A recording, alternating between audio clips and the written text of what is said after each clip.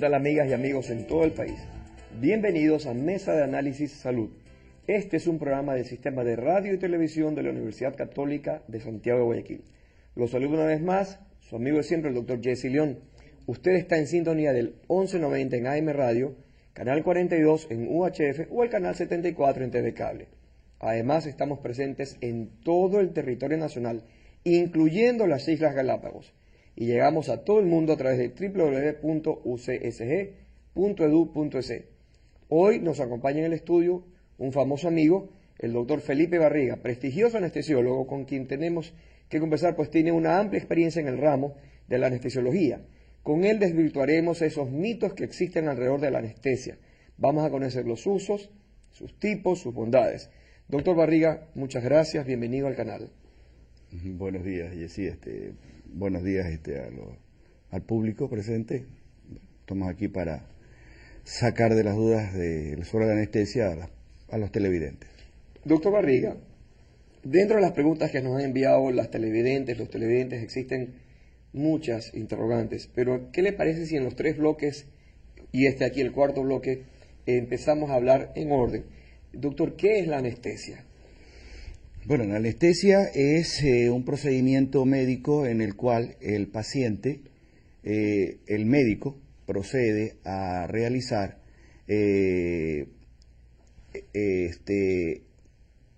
por métodos, ya sean de drogas o métodos especiales, que el paciente no sienta absolutamente nada, ¿ya?, para que el cirujano pueda realizar su intervención quirúrgica. Es decir, que ustedes son los que le quitan el dolor a una persona mientras se va a operar. Exacto. O va a hacer un procedimiento investigativo, una biopsia, algo. Exacto. Nosotros, el procedimiento anestésico se lleva de tres tipos. O sea, produce analgesia, produce amnesia y anestesia. ¿Qué es la analgesia? La analgesia, o sea, se quita totalmente el dolor al paciente. ¿Y amnesia? La amnesia, cuando el paciente se olvida, ¿sí? Se borra prácticamente todo lo que se ha hecho durante la intervención quirúrgica. Y la anestesia es un grado profundo de insensibilidad, se puede decir así, en el cual el paciente no siente absolutamente nada durante la intervención quirúrgica. Doctor Barriga, nosotros siempre hemos dicho que creemos, y estamos seguros que es así, que uno de los mayores y mejores inventos de toda la historia de la civilización de la humanidad es la anestesia. Porque yo recuerdo que una vez conversábamos con usted y nos decía que en la historia de la medicina, en la historia de la anestesia, era un gran problema el poder realizar una intervención, sobre todo porque no había métodos como los que tenemos hoy en día. ¿Qué le parece si conversamos un poquito para que la gente que nos sigue entienda lo importante de su especialidad? Por ejemplo, antes habían guerras entre romanos, troyanos, griegos, egipcios, chinos, coreanos. Siempre han habido las guerras. Y por lo tanto, después de una guerra habían lesiones, habían traumas, heridas. ¿Cómo se manejaba en ese momento el control del dolor? Bueno, desde siglos pasados, como tú lo acabas de decir, cuando se habían las guerras y todo, prácticamente la anestesia era lo que nosotros llamamos enzimática, ¿no? Anestesia enzimática, sin ningún tipo de droga, sin ningún tipo de medicamento, sin ningún tipo de procedimiento en el cual al paciente prácticamente en carne viva se le hacía. O sea, tenía 5, 6, 8 personas encima del paciente. Exacto. Para que aguante y no se mueva. Para que aguante. Fue evolucionando la anestesia hasta lo que es actualmente, y durante toda esa evolución pues se empezaron a descubrir métodos, medicamentos naturales, en el cual tenemos la cocaína, la morfina, derivados del opio, ¿no?, narcóticos que nos ayudan a calmar el dolor. Ya se empezaron a investigar gases anestésicos, en el cual tenemos el éter, que es un gas anestésico que usaba anteriormente en siglos pasados, el cloroformo, hasta los gases anestésicos que se usan en la actualidad, que en el cual tenemos pues los derivados como el ceborane, el florane, o el deflorane, que es el más utilizado. Dentro de ese lapso de tiempo, se descubrieron drogas, se descubrieron métodos anestésicos locales, los cuales van a producir una insensibilidad directa a nivel del nervio, ¿sí? Entonces podemos decir que gracias a los anestésicos locales nosotros podemos hacer anestesias regionales, anestesias conductivas o anestesias locales, ¿no? Medicamentos como el propofol, el pentotal, barbitúricos, que nos producen o nos ayudan a nosotros a que el paciente se duerma, ¿no? Y entre en un estado de hipnosis, un estado de sueño. Medicamentos como los relajantes musculares, en los cuales tenemos una amplia gama de relajantes musculares, los cuales a nosotros nos permiten que el paciente se relaje, ¿sí? Y permita la realización de la intervención quirúrgica, y medicamentos como los narcóticos que quitan el dolor, ¿ya? Entonces, hoy en actualidad, la anestesia es balanceada, ¿no? La anestesia, por ejemplo, si vamos a dar un tipo de anestesia regional, ¿ya? Qué sé yo, vamos a bloquear un brazo para que el cirujano haga una intervención quirúrgica, ya sea en codo, en brazo, en mano. Nosotros hacemos un bloqueo a nivel del plexo braquial o a nivel axilar, en el cual colocamos una cantidad determinada de anestésicos locales y el brazo se bloquea. Se queda dormido. Se queda dormido, no tiene dolor. anestesiado. Anestesiado. Ya, si vamos o sea, todo el uso de la anestesia es de acuerdo al tipo de intervención que se va a hacer y al paciente y a cualquier patología que tenga el paciente o a la patología que se va a realizar, que el médico que el cirujano va a intervenir. Entonces, si vamos a una anestesia general, por ejemplo, utilizamos drogas como los narcóticos, lo que le acabo de mencionar, que sirven para calmar el dolor. Drogas como los relajantes musculares, el paciente se relaja. Drogas como los hipnóticos, en el cual el paciente se duerme. Entonces tenemos un paciente dormido, relajado, sin dolor, en el cual lo intubamos, ¿sí? Y lo colocamos en una máquina, la máquina de anestesia, la cual ayuda a ventilar al paciente y ayuda a que la intervención quirúrgica se haga lo más normal posible. Otro tipo de anestesia y que nos ayudan los anestésicos locales somos las anestesias conductivas, en las cuales hacemos bloqueos peridurales o raquídeos, ¿no? Y en la actualidad, junto con todos los medicamentos que se usa la anestesia intravenosa, ¿no? En el cual solo se anestesia al paciente por medio de una vía, un catéter intravenoso, y por ahí con unas máquinas especiales se le coloca el anestésico poco a poco al paciente y se mantiene, o sea, una anestesia intravenosa, ¿no? TIVA se llama. Qué maravilla, doctor, realmente escucharlo a usted en esta ocasión. Pues yo recuerdo cuando leemos la historia de la medicina, como usted bien decía, había una lesión, algo, anestesia enzimática, 10 hombres agarrando al pobre paciente herido y obviamente tratando de controlar. Eso es muy cruento.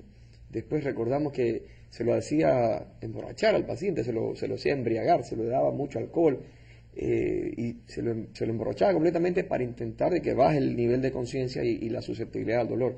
Y después me acuerdo que contigo, mi querido Felipe, cuando estábamos en la escuela de medicina, íbamos por las diferentes rotaciones y algo que me llamó mucho la atención es en la sala de otorrinolaringología y en la sala de traumatología tenían unas grandes pomas de alcohol y en su interior habían pues hojas de marihuana, sí, hojas de cocaína, y cuando venía el jefe del servicio cogía un algodoncito, lo embebía en esa solución y le decía al paciente, ahora la boca, le hacía tocaciones en las amígdalas y posteriormente procedían a retirar las amígdalas simplemente con eso. No era más que anestesia local. Anestesia local. Qué potente, con ¿no? Cocaína, sí. Inclusive con los pacientes de dolor de reuma y todo, le ponían compresas con hojas de cocaína, de marihuana y embebían en alcohol y se les iba el dolor de una manera espectacular.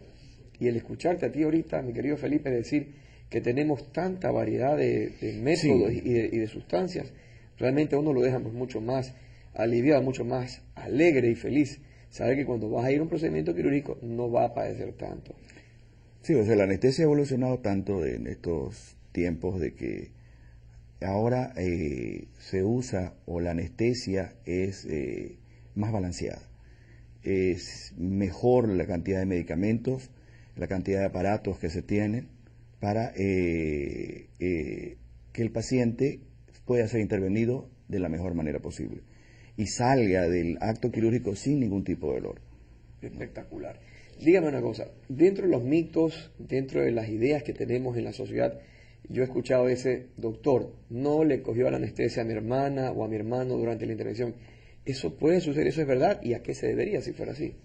Ya, el hecho de que, por ejemplo, el paciente diga, no me cogió la anestesia, pueden ser por varias causas. Uno, falla en la técnica, ¿no? Un ejemplo, yo voy a proceder a realizar una anestesia peridural para una cesárea, para una cesárea común y silvestre. Me coloco en la parte de atrás, hago la limpieza y empiezo a buscar con la aguja peridural el lugar donde voy a colocar la anestesia. Desde la piel hasta el sitio donde se coloca anestesia pueden haber lo que nosotros llamamos falso espacio. O sea que uno siente en la mano que el anestésico se va. Y uno, si la coloca allí, entonces no entró en el sitio, en el sitio donde debería estar, en el espacio peridural. Entonces, eso es una falla en la técnica. Entonces, el paciente, a lo que el cirujano va a abrir, va a gritar de dolor porque la anestesia no está colocada en el sitio, ya está colocada en otro lugar y no va a coger la anestesia como el paciente dice. ¿Y qué se hace en esos casos, mi doctor Barriga? Bueno, en esos casos procedemos a hacer dos cosas. O sea, lo básico a hacer es dar anestesia general. Tendrías que convertir de anestesia conductiva a anestesia general. Exacto. O en otras ocasiones se sienta el paciente y se vuelve a realizar el procedimiento, ya sea peridural mismo o raquidia. Generalmente lo que más se escoge es hacer anestesia raquidia. Es la más común. Es la más común. Pero si el paciente ya está vestido e incluso está con una abertura en la barriga, entonces procedemos a dar anestesia general. Para que el paciente no tenga ningún trauma, como usted decía, analgesia, exacto. anestesia y amnesia. Sí. Triple A. Así es. Ya, la otra pregunta que nos hacen los televidentes, las amigas televidentes también, y los radioescuchas, por el 1190, doctor, 1190 AM, en alta calidad de radio, es, doctor, yo escuché que mi comadre de al lado de la casa se fue a hacer una cirugía, digamos, de vesícula. Le pusieron anestesia y ella nos refería aquí en el barrio que ella no podía mover los brazos, no podía mover nada, no podía gritar, pero ella estuvo consciente y que sentía todo y escuchaba todo. ¿Eso puede suceder, doctor? O sea, eso puede suceder, dentro de lo que es la anestesia general, eso se puede dar en ciertos tipos de pacientes, ¿no? En los cuales uno pues utiliza los medicamentos en el cual uno induce el sueño, relaja al paciente y calma el dolor, intuba al paciente y lo coloca en la máquina de anestesia. En la máquina de anestesia nosotros no tenemos un vaporizador en el cual hay un medicamento que es un gas anestésico. Gases anestésicos hay infinidades, desde que se empezó a usar el alotano, el éter en siglos pasados, alotano, isorano, eflorano, sevoflurano y deflorano. Los que más se usan es el sevoflurane y el deflorane en la actualidad. Entonces uno abre el vaporizador y ese gas pasa al paciente y genera sueño, o sea, mantiene al paciente dormido totalmente, ¿no? Puede ser que el aparatito del vaporizador esté mal calibrado, no haya sido revisado, esté mal calibrado y el gas anestésico no pase en el porcentaje necesario para dormir al paciente, ¿ya? Correcto. Entonces el paciente se lo indujo, ¿no? Se duerme, se lo intuba, ¿ya? Pero en relación, o sea, eso tiene un tiempo, 20, 30 minutos, 15 minutos, ¿no? De acuerdo al medicamento que uno usó para producir la hipnosis. Pero el resto del mantenimiento anestésico es por medio del gas. Si la máquina está mal regulada, el paciente se va a despertar.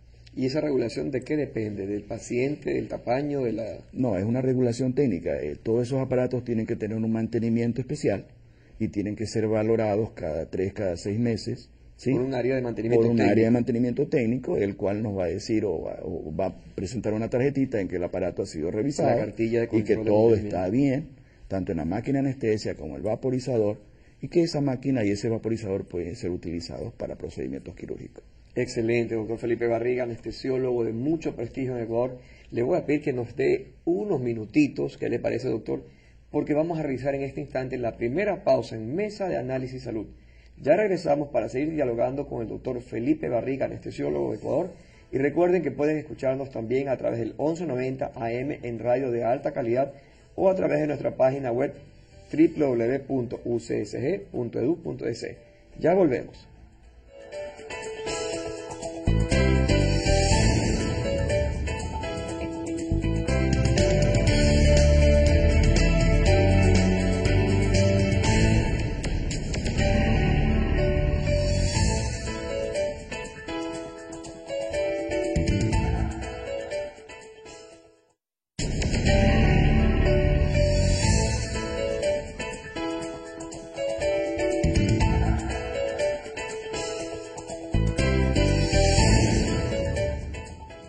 Muchas gracias por continuar en sintonía de UCSG, Radio y Televisión de la Universidad Católica de Santiago de Guayaquil.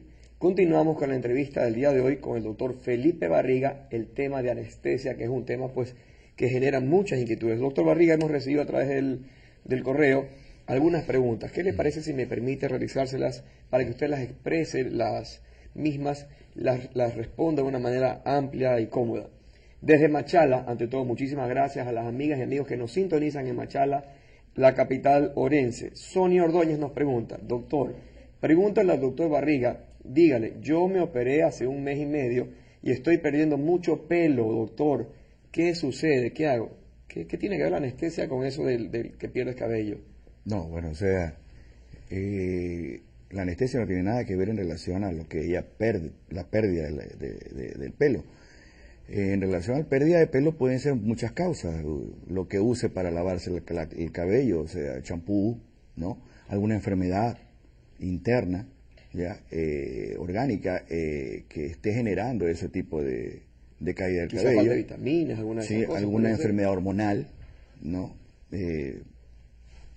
Procesos de avitaminosis, ¿no? Que generen ese tipo o estrés, ¿no?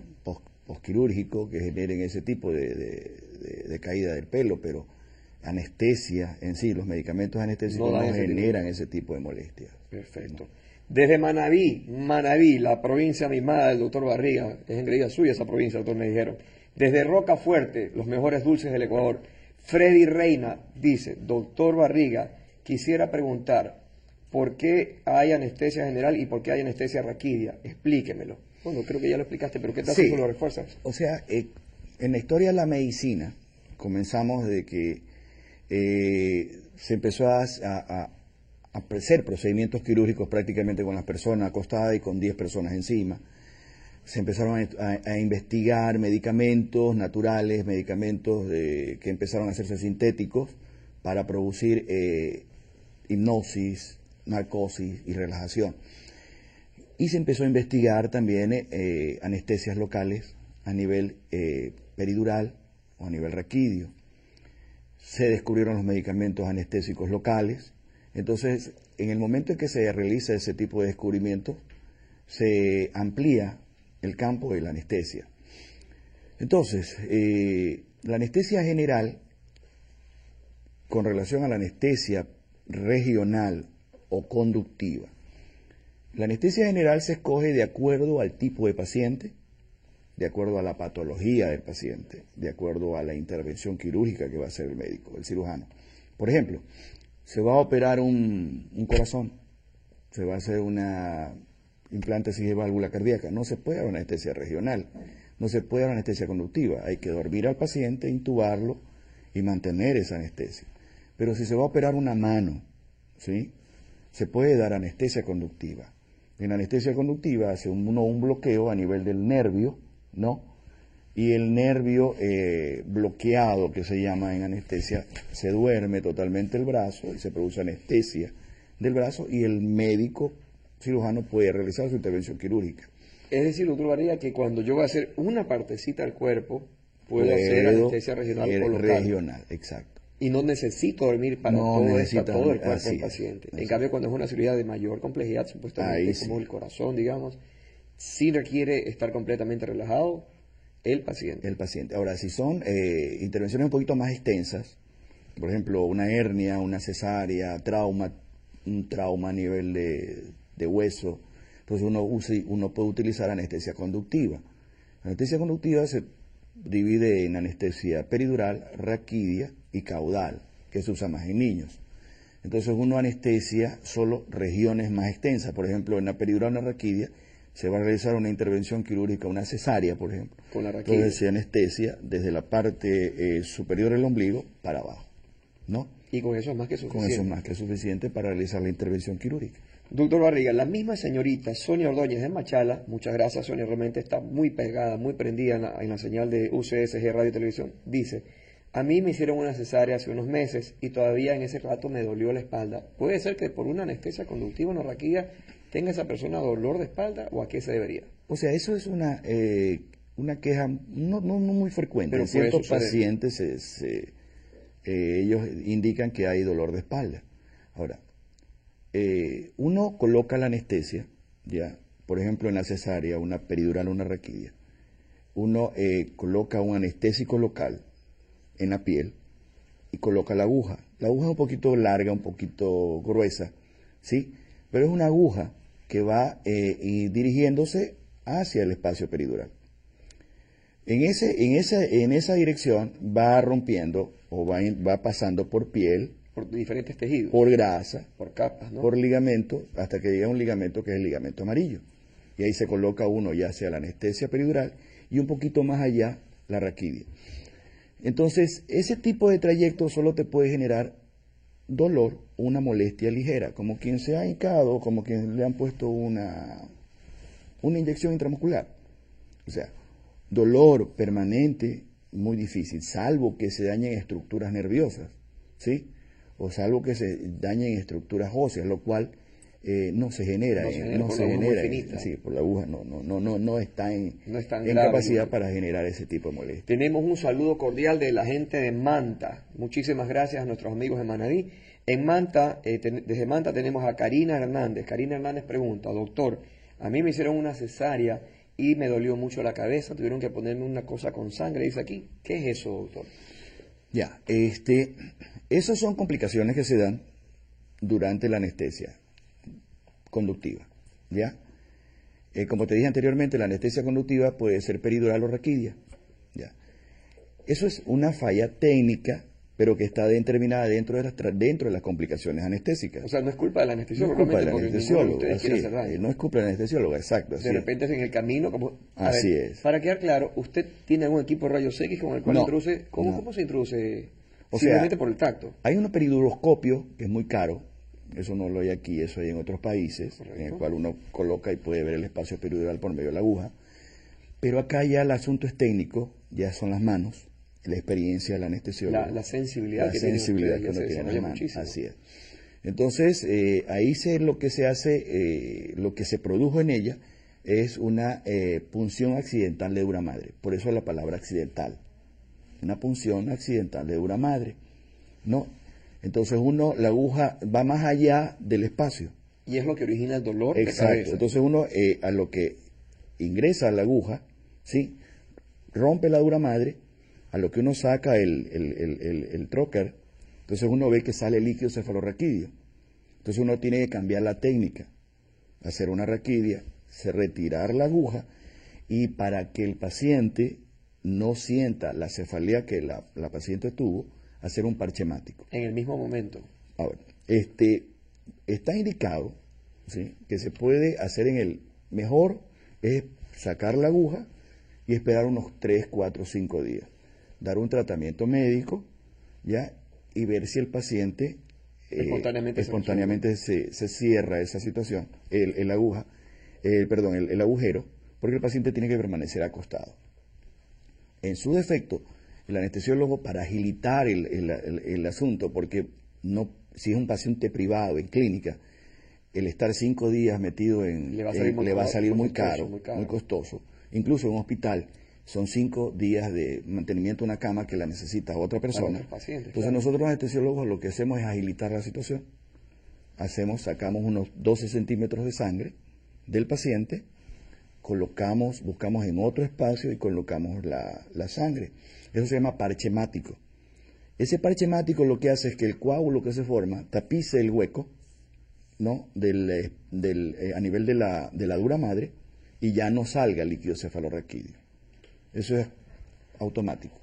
Es como un pegamento. Es un pegamento que se adhiere y no pasa absolutamente nada. Así es. Eso es automático. Lo dejamos descansar al paciente unos 30, 40 minutos, se levanta sin ninguna molestia. Excelente. Santo Domingo, los Sáchilas, nuestros engreídos, los amigos colorados, nos envía ya Jocelyn Galán. Jocelyn es una muchacha realmente que siempre está pegada al canal, siempre está pegada a este tipo de programas, y nos ha escrito algunas ocasiones al programa. Muchísimas gracias, Jocelyn, a usted y a su familia. La gente de Santo Domingo recibe un fuerte abrazo, un gran saludo para ustedes. Jocelyn Galán pregunta: tengo el caso de una amiga, ella está con cáncer y tiene mucho dolor. ¿Qué podemos hacer? ¿En qué me puede ayudar la anestesia? ¿Qué le sugiere usted a esta chica, o mejor dicho, a la amiga de la señorita Galán? El anestesiólogo tiene que ver mucho con lo que es la terapia del dolor, ¿no? Como te digo, ahorita es muy difícil que un paciente que haya sido intervenido quirúrgicamente, después de su cirugía, él salga a un postoperatorio con dolor. Eso es optativo, es optativo, eso es manejo del anestesiólogo. ¿Ya? El dolor agudo, crónico, es manejo del anestesiólogo, ¿ya? O de centros especializados de manejo del dolor. Centro de terapia del dolor. Exacto, centros de terapia del dolor. En ese caso es un cáncer, entonces eso es un dolor crónico. Tiene que ser manejado por un anestesiólogo en un centro de terapia del dolor como dolor crónico, en el cual se pueden usar muchos métodos, ¿ya?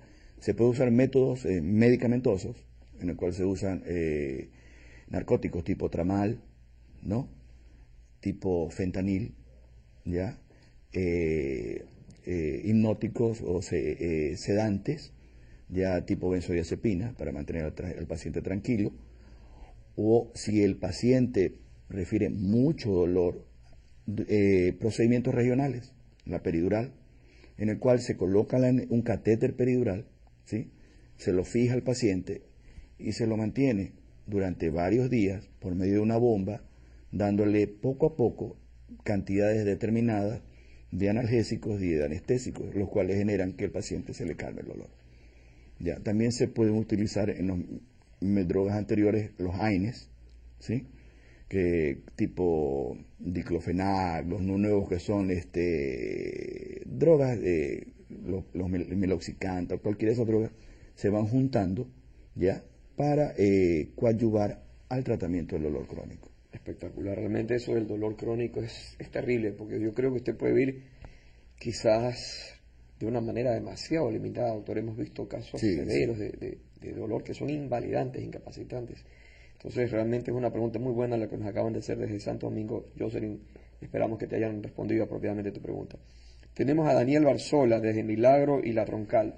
Daniel, muchas gracias. Un saludo fuerte y cordial a la gente de Milagro y La Troncal. Daniel quiere que le explique, doctor Barriga, por qué a un paciente que se le duermen las manos le podría llevar la anestesia. Yo creo que la pregunta es un poquito extraña, pero ¿cómo le puede usted responder a esto? Si el paciente se le están durmiendo las manos, y si le vas a poner anestesia, le vas a dormir más las manos. Exacto. ¿No? Entonces yo creo que la anestesia ahí no le va a ayudar absolutamente nada. Ahí lo que le podría ayudar es ver si el paciente tiene un trastorno vascular o nervioso, ¿sí? Algún pinzamiento de la columna vertebral o de la columna dorsal del nervio que le está generando el hormigueo o el adormecimiento de las manos, o algún problema de tipo vascular, ¿sí? Que está generando ese tipo de situación, en el cual pues mejor sería un tratamiento medicamentoso, ¿sí? Sería bueno que lo vea un médico exacto, un médico especialista. Daniel, que ya tienes respondida tu pregunta, hijito. Esperemos que puedas asistir a un buen médico clínico para que te responda la inquietud, que es valedera. No hay preguntas tontas, claro, a veces somos algunos tontos que no nos atrevemos a preguntar. En todo caso, Daniel, tu pregunta pues ya ha sido respondida. La otra pregunta, mi querido Felipe, ese monitor BIS que una vez tú nos diste una charla en el hospital, ¿para qué sirve? ¿Qué es un monitor y qué funciones tiene? Bueno, eso es moderno. Como te digo, la tecnología nos ayuda bastante a nosotros, los anestesiólogos. Nos presenta monitores dentro de ese punto, el monitor BIS, en el cual nos da a nosotros el grado de relajación y de hipnosis del paciente, ¿no? Ese monitor nos ayuda a nosotros a mantener al paciente totalmente dormido y totalmente relajado, ¿ya?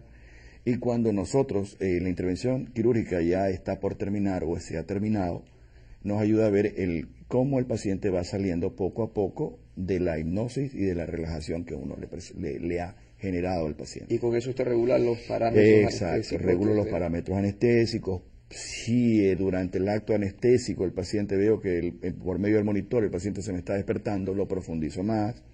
Si se está me estoy quedando corto con la relajación, lo relajo más, ¿no? Exacto, nos ayuda a determinar el grado de relajación y el grado de hipnosis del paciente. Espectacular, realmente han sido respondidas todas las preguntas que nos están llegando a través de la página, a través del correo electrónico. Pero ¿qué le parece, doctor, si se toma usted un descanso, un stop? Porque le hemos bombardeado de preguntas en este bloque. Así que, amiga, recuerde, usted está en sintonía del sistema de radio y televisión de la Universidad Católica de Santiago de Guayaquil. Puede sintonizarnos en el canal 42 en UHF o en el 1190 en su radio, por alta calidad. Y a través de todo el mundo nos puede escuchar digitando www.ucsg.edu.es. Después puede seguirnos también por todas las páginas sociales de Twitter, Facebook, y hacemos una nueva pausa para de allí regresar después con el siguiente bloque. Nos vemos.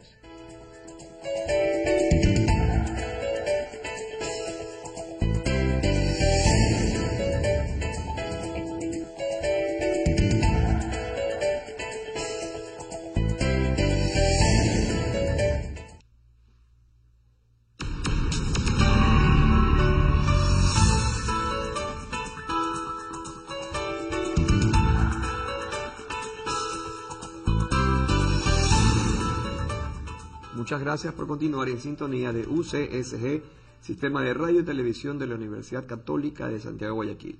En esta ocasión continuamos la entrevista con el doctor Felipe Barriga, hablando de anestesia, mitos y verdades.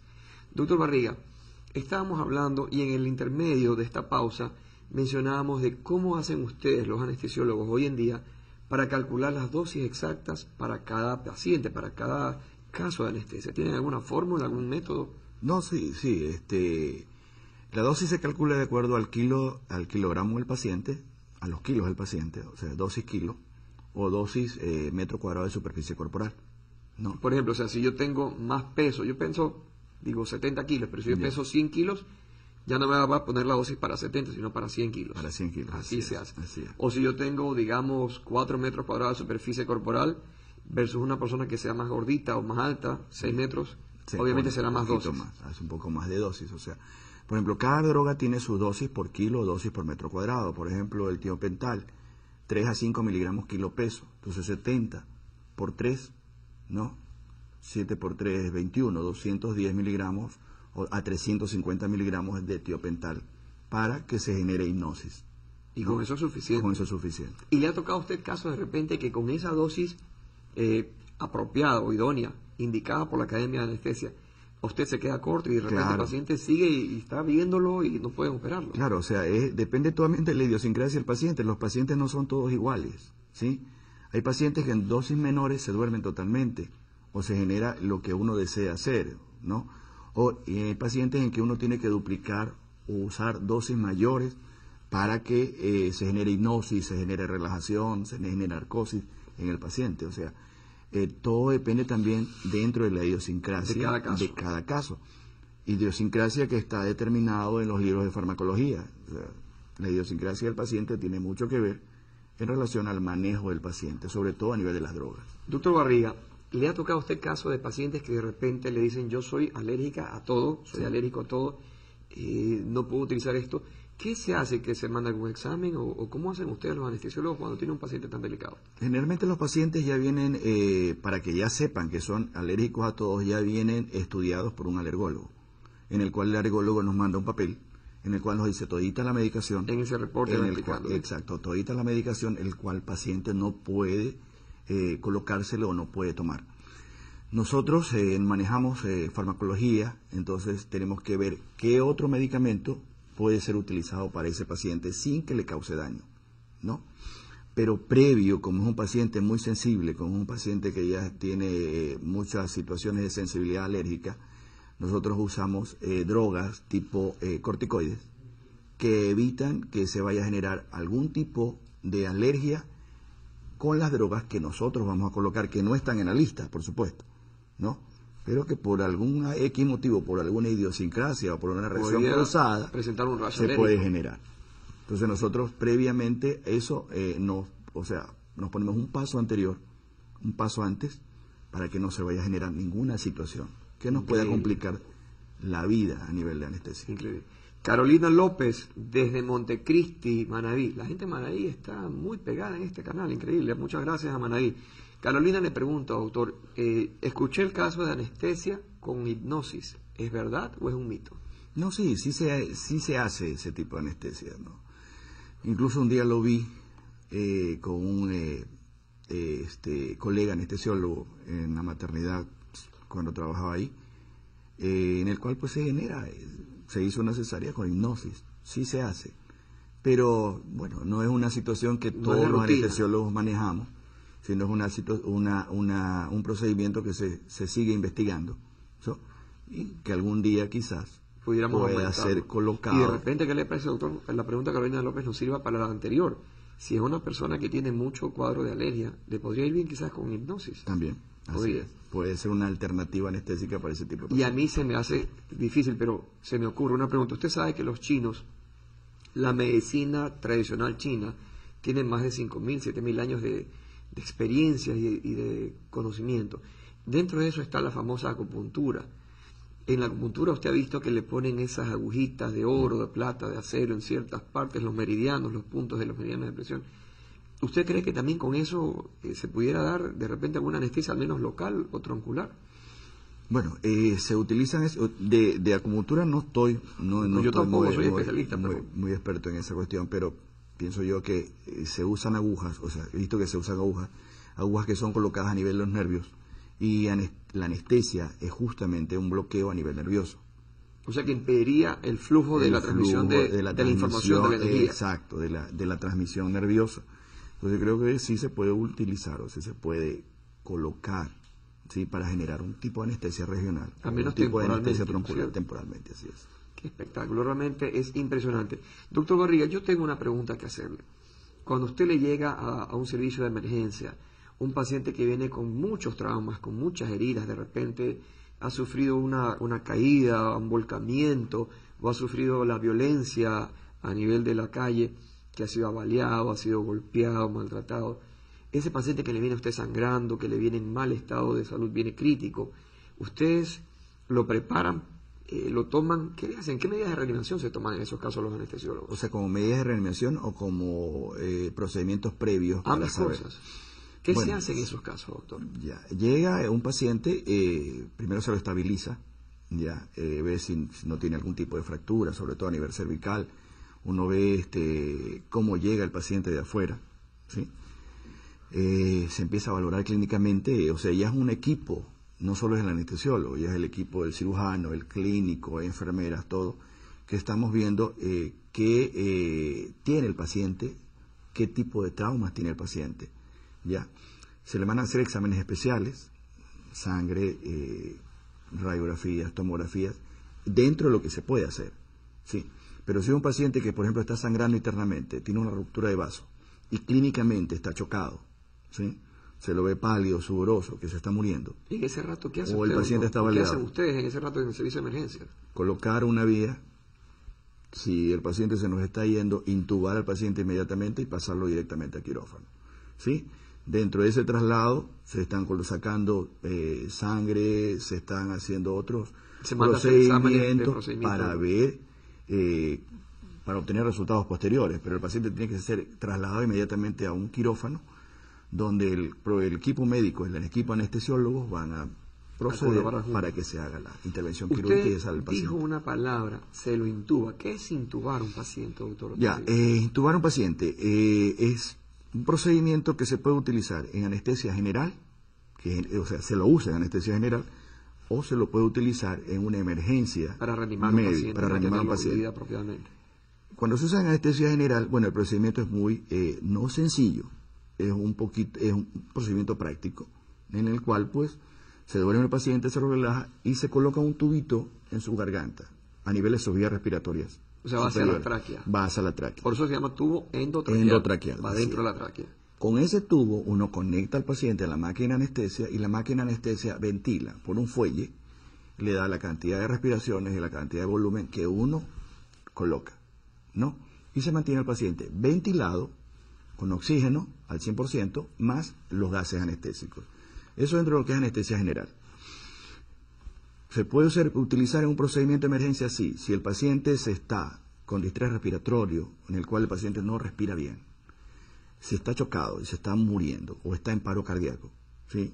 Entonces uno tiene que, sin ningún tipo de medicamentos, colocar por medio de un laringoscopio el tubo endotraqueal, ventilar mientras que el otro equipo está haciendo la reanimación o está haciendo la otra parte que se necesita en ese O paciente. sea, que son medidas realmente de urgencia, Extremas, de sí. emergencia, extremas, que realmente intubar a un paciente así, sin anestesia ni nada, pero es la única forma de salvar la vida, porque si no perderías segundos o minutos Claro, valiosos, ¿no? son minutos valiosos que no se pueden perder. Los 60 segundos de oro de toda emergencia. Incluso no doctor. se pueden, en un paciente chocado que necesita intubar, si tú me colocas medicamentos anestésicos, puedes lo deprimes aumentar más, ¿no?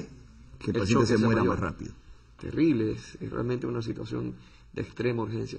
Ahora, doctor, cuando usted habló hace un instante de colocar un tubo en la vía aérea superior, en la vía endotraqueal,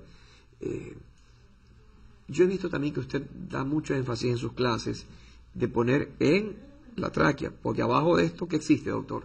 El esófago. Claro. Y de repente, pues, corre cualquier médico, especialmente el anestesiólogo, de no colocar el tubo en el espacio idóneo, que es el espacio endotraqueal, y más bien mandarlo hacia abajo, hacia el esófago. ¿Qué sucedería en ese caso, doctor? Bueno, en ese caso eso es en anestesiólogos experimentados no sería una urgencia, sería simplemente sacar el tubo y volverlo a colocar en su sitio. En personas que no están experimentadas o en personas que no lo han hecho por primera vez o por pocas veces, hasta que se dan cuenta que el tubo está en el esófago, ya pasan minutos, ¿sí?, que el paciente empieza a entrar en cianosis. La saturación de oxígeno se baja y eso sí genera una emergencia, ¿no?, en el cual uno tiene que intervenir rápidamente. Uno cuando coloca un tubo endotraqueal en un paciente, uno se fija en muchas cosas, ¿sí?, en el espacio que hay entre el mentón con el hueso hioides, ¿sí?, en la abertura bucal, en la calidad de dientes, en la dentadura que el paciente Si tiene, tiene prótesis dentales, si tiene prótesis dentarias, neuroprotesis, si esa tiene cosa. dientes que nos van a molestar. Se hace abrir la boca del paciente y se ve el Malampati, O sea, la escala para la ver qué tan escala, fácil será la así intubación es, del paciente. en el cual pues uno va de 1 a 4, determinando ver si se ve la úvula, no se ven los pilares. Uno más o menos ya maneja el grado de dificultad que va a tener esa intubación, ¿no? Entonces, si es un grado de dificultad muy extremo, ¿sí?, entonces uno utiliza ciertos apoyos tecnológicos para que esa intubación sea de la mejor manera y sea rápida, no sea demorada y no entremos en una emergencia De intubación de difícil, intubación ¿no es cierto? difícil. Doctor, yo he visto que ahora usted, aparte del laringoscopio convencional, tiene pues unas cosas con fibra óptica que usted las conecta a un monitor de televisión y usted está viendo de una manera precisa y clara el interior de las cuerdas vocales, de la tráquea y todo. Eso le da a usted más seguridad y a cualquier cirujano o a cualquier anestesiólogo médico sin entrenamiento en intubación endotraqueal, pues lo va a hacer prácticamente de primera instancia, va a llegar seguro, pues está viendo lo que usualmente no lo ves con el método tradicional. Claro, así es. Algo que también me gustó que usted dijo es el avance tecnológico en el área anestesiológica. Cuando uno entra a un quirófano, realmente un quirófano bien dotado en los hospitales de Ecuador, ahora ya tenemos que tanto los hospitales privados como los públicos, porque si usted va a un hospital público, doctor, el gobierno nacional ahora está equipando los hospitales, las salas de emergencia, de una mejor manera. De eso hay que felicitar al gobierno nacional y a los empresarios locales. El tema de que uno se siente como en una nave espacial, como una sala de comando de la NASA, porque veo muchos monitores, muchas máquinas. ¿Podría explicarle usted a las personas que nos siguen qué es un monitor multiparámetro y para qué sirve, doctor? Ya, como se dijo anteriormente, como tú lo acabas de decir, la tecnología nos ayuda a nosotros una barbaridad. Anterior a que aparezcan este tipo de aparatos tecnológicos, pues uno utilizaba el dedo para ver el pulso, el tensiómetro para La presión la presión arterial y ver el estetoscopio para ver el corazón y ver si no se ponía moradito o estaba rosadito para ver la saturación de oxígeno. Ahora no, ahora tenemos un pocotón de aparatos, monitores, un monitor multiparámetros en el cual, no conectado a una pantallita de televisión, se puede decir, nos determinan todos los parámetros del paciente, ya, en los cuales está la presión arterial. Utilizamos un manguito de presión arterial que va colocado al aparato, la saturación de oxígeno, en el cual se coloca en el dedo un saturador de oxígeno y nos da a nosotros la cantidad de oxígeno que está circulando por el torrente sanguíneo. Electrocardiogramas, ¿no?, en el cual colocamos electrodos en el paciente y vemos el corazón, el dibujo electrocardiográfico y determinamos si A está bien o hay alguna arritmia, o hay alguna taquicardia, alguna bradicardia, nos ayuda a nosotros a adelantarnos a que se genere alguna cuestión. Muy bien. Está el medidor de temperatura, ¿sí? Está el medidor de presión invasiva, intraarterial, que se usa en procedimientos de mayor complejidad. ¿No? El monitor BIS que usted decía también se utiliza de rutina. También se utiliza, no es rutinario aquí en Ecuador, pero sí hay centros que lo tienen, ¿no? Y eso cuando lo tienen, se utiliza. Yo recuerdo que ustedes antes, nuestros amigos anestesiólogos, tenían que calcular en microgoteros la dosis de los anestésicos que utilizaban. Y ahora tienen unas computadoras portátiles que van a dar las bombas de infusión. Las bombas de infusión, en las cuales uno coloca la cantidad de volumen por hora que se le va a dar al paciente y inmediatamente la máquina da el volumen que necesita el paciente por hora, ya sea de líquidos, ya sea de anestésicos, por ejemplo el TIVA, ya ahora hay unas máquinas especiales en las cuales se genera anestesia intravenosa sin utilizar gases anestésicos, ya, y por lo cual se va colocando por mililitros hora la cantidad de anestésico que el paciente necesita, ya, y el cirujano hace su intervención quirúrgica. Una vez terminada la intervención, se apaga la máquina y el paciente empieza a recuperar su conciencia sin utilizar gases anestésicos. Qué maravilla, realmente. Es la anestesia intravenosa. Realmente yo estoy impresionado, doctor, y cada vez que lo escucho a usted o a sus colegas hablar de este tema, pues me quedo más tranquilo, porque gracias a Dios vivimos en esta época en donde la tecnología, la farmacología moderna ha avanzado muchísimo. Entonces, hablar de una cirugía y de someterse a una anestesia es mucho menos riesgoso que lo que estábamos hablando décadas atrás. Pero ¿qué le parece, doctor, si nos permitimos unos minutos para que las amigas que nos están siguiendo, los amigos que nos siguen en el canal, puedan hacer la última pausa en Mesa de Análisis Salud, mandar mensajes y decir, oye, viene el último bloque de Mesa de Análisis Salud, no te lo pierdas. Ya regresamos con las conclusiones de este programa.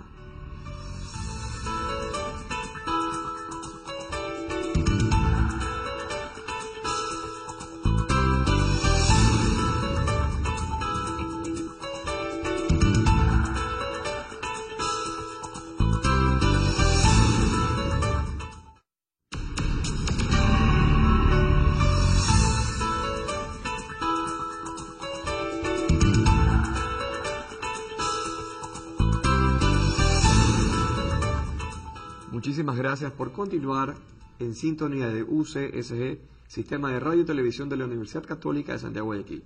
Ingresamos de entrada, de hecho, de lleno, al último bloque de esta entrevista en Mesa de Análisis Salud con el doctor Felipe Barriga.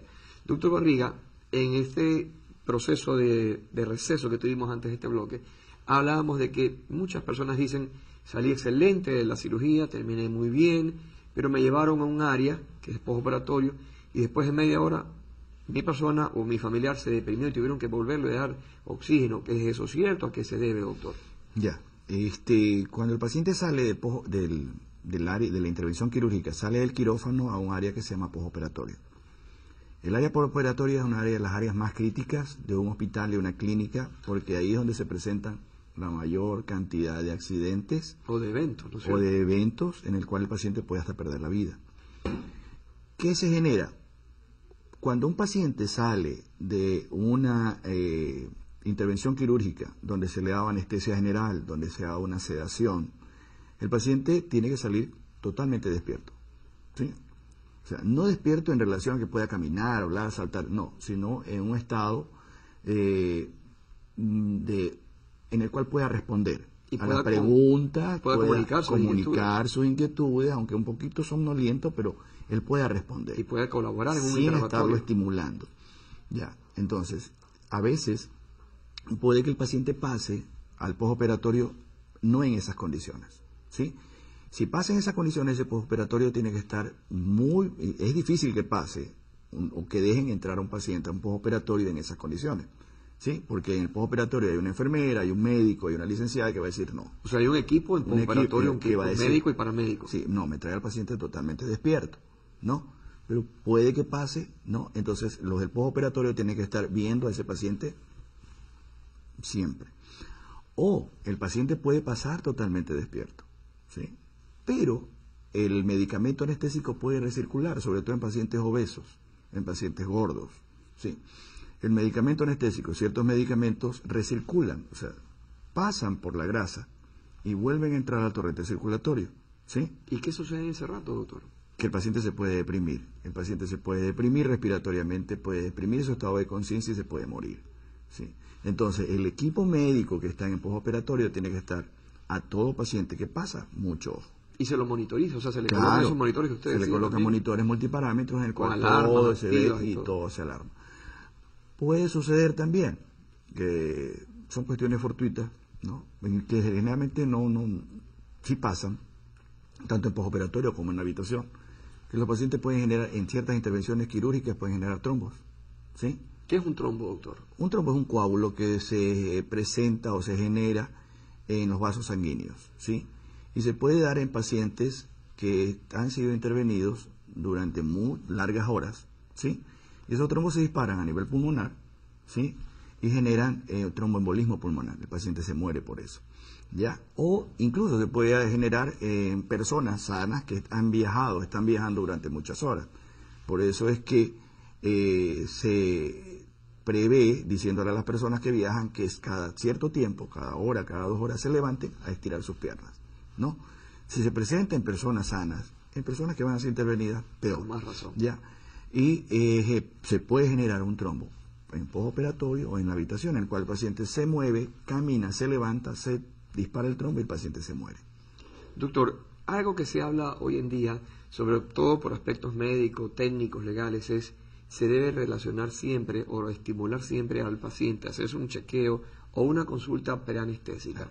¿Es de rigor esto? ¿Qué opinión tiene usted? ¿La No, sugiere? es de rigor. Es de rigor.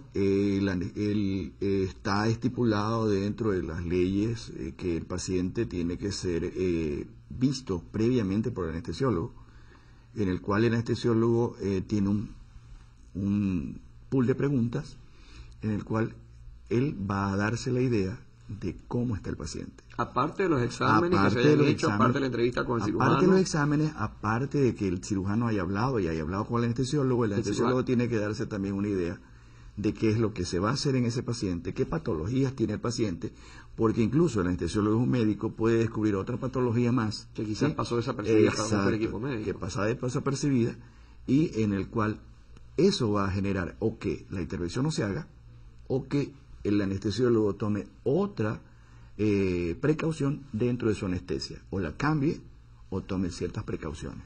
Usted acaba de decir que en algunas ocasiones se suspende una cirugía Sí. por la evaluación. ¿Usted ha tenido que alguna vez suspender cirugías y en qué caso más o menos? ¿Podría contarnos algo rápido, breve? Bueno, a veces los pacientes, por ejemplo, el cirujano ha hablado, ha conversado con el paciente, se ha conversado el anestesiólogo con el paciente anteriormente y él no coma, venga totalmente en ayunas, ¿sí? El paciente llega, ya está sentado en la mesa anestésica y ¿has comido algo? Sí, doctor, me viene tomando un vaso de leche. Suspendía la cirugía. ¿Por qué? Porque si uno hace una intervención quirúrgica en ese paciente va a vomitar y si ese vómito pasa a las vías respiratorias es un caos. O sea, eso como un ejemplo, ¿no? Doctor Barriga, usted hablaba de comer antes de cirugía se suspende y después de que se acaba la cirugía, promedio, en su experiencia, ¿cuántas horas después, por ejemplo, de una anestesia general puede comer un paciente? Depende del tipo de cirugía, me imagino. Pero... Claro, depende del tipo de cirugía. Por ejemplo, si el paciente ha sido intervenido por sus vías intestinales, digestivas, el paciente no puede comer hasta el día siguiente, hasta que el cirujano lo determine, porque a veces si se opera el estómago, el intestino, entonces no puede comer hasta el día siguiente o hasta que el cirujano determine. Si el paciente ha sido intervenido por una prótesis de mama, ¿sí?, el paciente podrá comer unas 4 horas, ¿no? ¿Y ustedes hacen también consultas postquirúrgicas, postanestésicas, también hacen evaluaciones? Claro, el paciente se lo ve posterior, previa anestesia, previa cirugía y posterior en la cirugía. Por eso, en centros especializados hay la unidad de cuidados postanestésicos. No, el paciente no pasa al postoperatorio, pasa a un área donde está visto por el anestesiólogo y después de allí pasa al postoperatorio, ¿no? Entonces, durante un tiempo va a estar visto por un médico anestesiólogo que es el que va a valorar a ese paciente en qué condiciones está. Qué bien, doctor. Realmente aquí lo que va a pasar es que lamentablemente vamos a tener que despedirnos. Yo creo que al igual que las amigas y amigos que nos están siguiendo en su entrevista, doctor, nos quedamos con muchas inquietudes todavía Así que esperamos poder contar nuevamente con su distinguida presencia, doctor. Lamentablemente, todo tiene su final, nada dura para siempre, dice la canción. Porque aquí concluye el programa y agradecemos una vez más a usted, doctor Felipe Barriga, por habernos acompañado. Al despedirnos, los invitamos a nuestro reprise a las 13 horas y a las 21:30. No sin antes recordarles que pueden revisar todos nuestros programas en YouTube, además de escribir sus comentarios y sugerencias en nuestra página en Facebook o en Twitter, o al correo electrónico escribirnos mesadeanálisis@ucsg.tv. Si Dios lo permite, nos veremos la próxima semana. Hasta entonces les mando un fuerte abrazo de todo corazón para ti, tu amigo el doctor Jesse Long. Nos vemos. Muchas gracias, doctor, muy amable.